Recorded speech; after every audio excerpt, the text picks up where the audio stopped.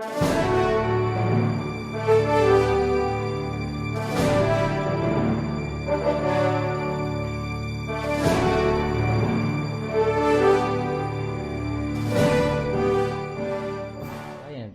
was interested, that was looking and interested to negotiate for it. So I was very keen on moving the negotiation forward. So at the time of the damage, there were already initial negotiations with Mrs. Corona. Among other clients, sir, but yes. Dun sa 6 units, were you also involved sa negotiations sa pagbenta ng 6 other penthouse units? Normally, sir, sometimes if there's a pressing need to call me about some issues. Yes, so you were involved in the same way. One way or involved? another, sir. Yes, sir. Nagkaroon ba ng would you know if sabi mo walang damage yung iba, no? Hindi naman units? po na damage. Dalawa lang po yung unit sa taas, pinakataas mismo. Have these units been all these other 6 units have been sold? The 5 rather 5. At that time, yes, sir. All the other 5 units have been sold already. Would you know how much the other unit was sold for? Magkano yung unit na nasa top floor, yung isang unit? I don't have the exact price here, but the price range is between 78 to 80,000 per square meter, sir. So if you compute it, so that was probably sold for around 20 plus million. Yes, sir. What about the lower floor? The same. About thereabouts, sir. About the same. Around 20 to 24 million. Yeah, thereabouts, sir. And yes, so sir. the all other 5 units were sold at around 20 to 25 million pesos. Yes, sir. Except for this unit, dahil nga sa damage, yes, sir, binabaan ninyo ng 19, tapos binenta ninyo ng 14. Yes, sir. 14.5.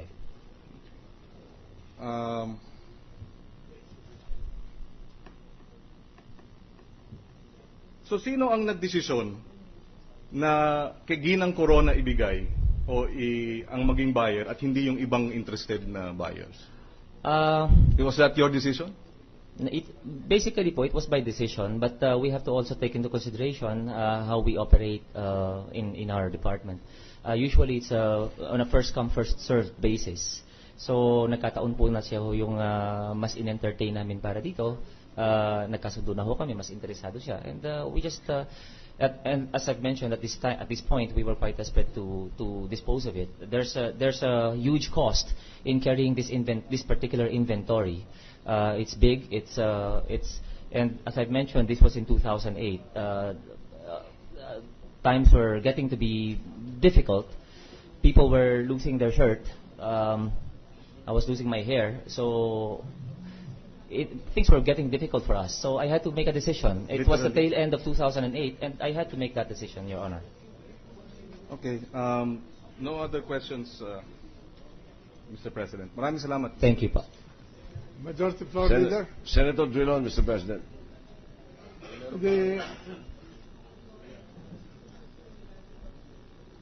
The gentleman from Iloilo. Yes, Mr. President, actually I have no more questions to ask. I just want to inquire. Senator Osmeña requested for a number of documents. 2 questions. Will a subpoena be issued for these documents requested by Senator Osmeña? And second, will we now require the witness to come back tomorrow? Well, the witness said he will bring the documents. All right. Yes. Witness, are you going to bring the documents? First, I will have to find it, sir. This was in 2008. I will have to check our records if we still have it on, because again, we're not really, even in our contract to buy and sell or reservation contract to buy and sell, we're not selling on the basis of square meters. We're basing it basically, sir, on a per unit basis. So we play with the figures between 78 in this particular instance where the average price is 78. Now the question is, you were asked to bring some documents. I will have to find it, sir. Now, are you willing to bring them voluntarily, or do we have to issue a subpoena to compel you? Yes, sir. It should be no problem if I find it, sir. If it's still on our file. How long a time do you need to find them? I should find out today, sir, if I can bring it tomorrow. All right. You will come back tomorrow to tell us whether you have found them or not. Yes, sir. And then if you don't, then we will subpoena the corporation to produce them. Yes, sir. All right. Is that satisfactory to now? Yes. TG Gangona?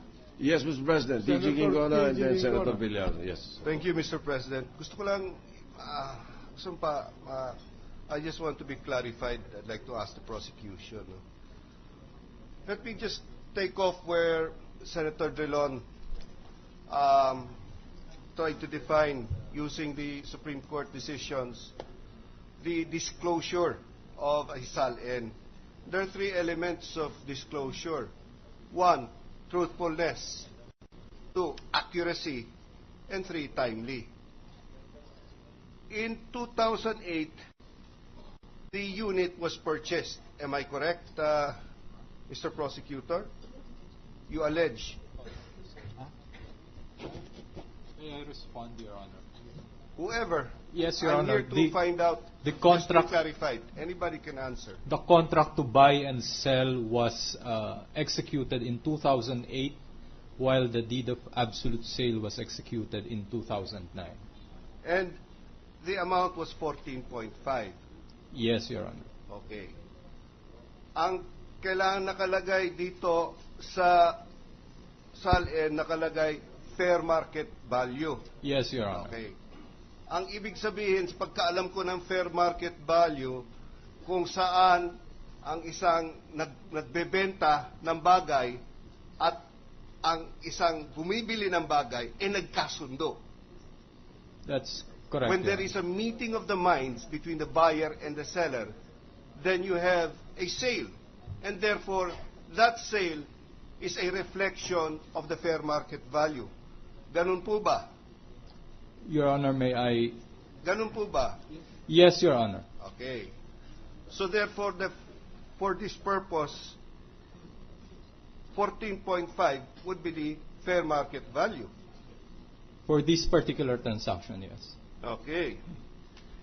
And yet, the said sale, you allege, was not declared until the year of 2010. Am I correct? Yes, Your Honor. So sinasabi nyo, itong 14.5 million dapat lumabas noong 2009. 9, Your Honor. Pero lumabas na lang noong 2010. Yes, Your Honor. When was the deed of sale? 2009, Your Honor. 2009. What month? Your Honor, the deed of absolute sale is undated, but it was entered in the notarial book series of 2009, and the certificate authorizing registration, I think, was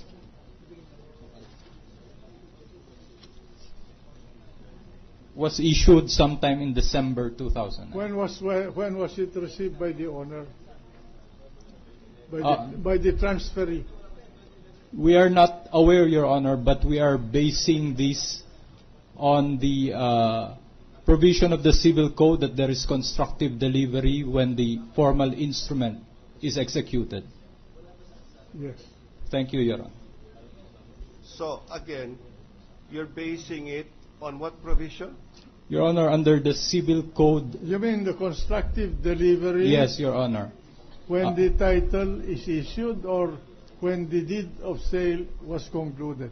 Your Honor, when ownership is transferred upon delivery, and there is delivery upon execution of the formal instrument. In this case, the deed of absolute sale. Delivery even without the title? Yes, Your Honor. Because under the Civil Code, delivery can either be actual or constructive, Your Honor. Okay. So sinasabi niyo po na dapat whatever you say about your delivery. Okay. Sinasabi niyo na dapat nakalagay nung 2009 merong 14.5 sa SALN. Hindi Yes, po ba? yes, Your Honor. Yun lang wala. Wala po sa 2009 At lumabas SALN. na lang nung 2010. Yes, Your Honor. So, again, going back to the three elements of truthfulness and accuracy and timeliness, hindi po pumasa. Yes, Your Honor. Is it truthful, it's not accurate, and it's not timely. That's what you allege. Opo. Okay. Eh, yung sinasabi naman ni Senator Recto kanina na meron